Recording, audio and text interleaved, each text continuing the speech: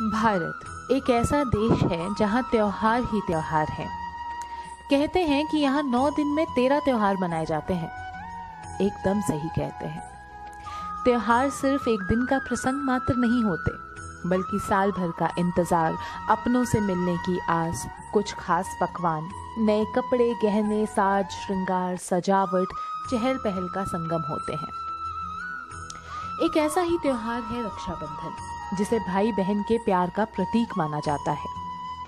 एक धागे की डोर में बंधा हुआ ये रिश्ता प्यार, विश्वास, रक्षा, दोस्ती, कई भावों को खुद में संजोए रखता है।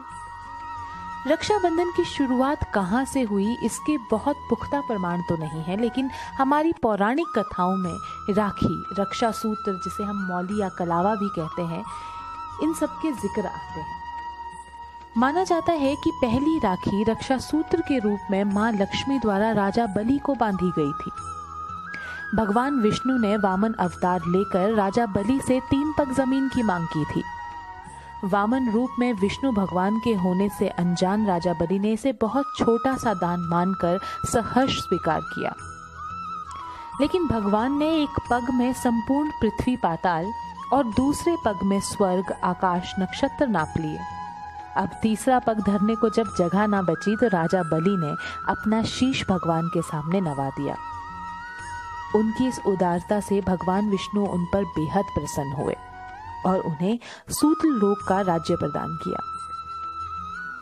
राजा बलि ने वरदान रूप में भगवान विष्णु को अपना द्वारपाल बनने को कहा, जिसे भगवान विष्णु ने स्वीकार किया। लेकिन महालक्ष्मी इससे गहरे संकट में आ गई। तब देवर्षि नारद के सुझाव से उन्होंने ब्राह्मणी वेश धारण कर राजा बलि को रक्षा सूत्र बांधा और उन्हें अपना भाई बनाया। राजा बलि ने जब बहन को उपहार मांगने के लिए कहा, तब मां लक्ष्मी ने उन्हें भगवान विष्णु को वापस ले जाने की इजाजत देने को कहा और राजा बलि ने बहन की इस मांग को पूरा किया। उस दिन श्रावण मास की पूर्णिमा थी, इसलिए श्रावण मास की पूर्णिमा को तब से आज तक रक्षाबंधन का त्योहार मनाया जाता है। वहीं एक मान्यता के अनुसार शिशुपाल के वध के दौरान श्री कृष्ण की उंगली से खून बहने लगा, जिसे देखकर द्रौपदी दुखी हो गई। उन्होंने अपनी साड़ी से जरा पल्लू फाड़कर श्री कृष्ण को उंगली में बांध दिया, जिससे खून का बहना बंद हो गया। श्री कृष्ण ने उन्हें अपनी बहन मानकर भाई और मित्र रूप में सदैव उनके साथ रहने का वादा किया और वर्षों उपरांत पांडवों द्वारा द्रौपदी को जुए में हारने के बाद श्री कृष्ण ने ही द्रौपदी की लाज बचाई। वही एक मान्यता है कि सम्राट अलेक्जेंडर, जो कभी किसी से नहीं हारता था, लेकिन राजा पुरु के आगे उसकी एक नहीं चली। ये देखकर उसकी पत्नी विचलित हो गई, क्योंकि इस युद्ध में अलेक्जेंडर का हारना निश्चित था। फिर एक सलाहकार की सलाह से अलेक्जेंडर की पत्नी ने राजा पुरु के लिए एक राखी भेजी और उसके बाद इस रिश्ते के मायने रखते हुए युद्ध की स्थिति को खत्म किया गया।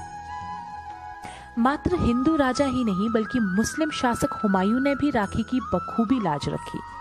माना जाता है कि चित्तौड़ के राजा के निधन के बाद बहादुर शाह जफर से अपने प्रजा और राज्य की रक्षा करने के लिए चित्तौड़ की रानी कर्णावती ने हुमायूं को राखी भेजी थी। हुमायूं का दस्ता उस वक्त किसी और युद्ध के लिए जा रहा था, लेकिन रानी कर्णावती से राखी पाकर उन्होंने दस्ते का रुख मोड़ लिया और रानी की मदद की। इन कथाओं से जो एक विशेषता राखी और रक्षाबंधन की समझ में आती है, वो ये है कि ये परंपरा सगी बहनों ने नहीं, लेकिन मुंह बोली बहनों ने शुरू की थी, जिसे आज भी हम बराबर निभा रहे हैं। और ये इस बात को प्रमाणित करती है कि रिश्ते खून से नहीं, दिल से बनाए जाते हैं और दिल से निभाए जाते हैं। तो दोस्तों, ये थी कुछ कहानियां इस पवित्र बंधन के बारे में।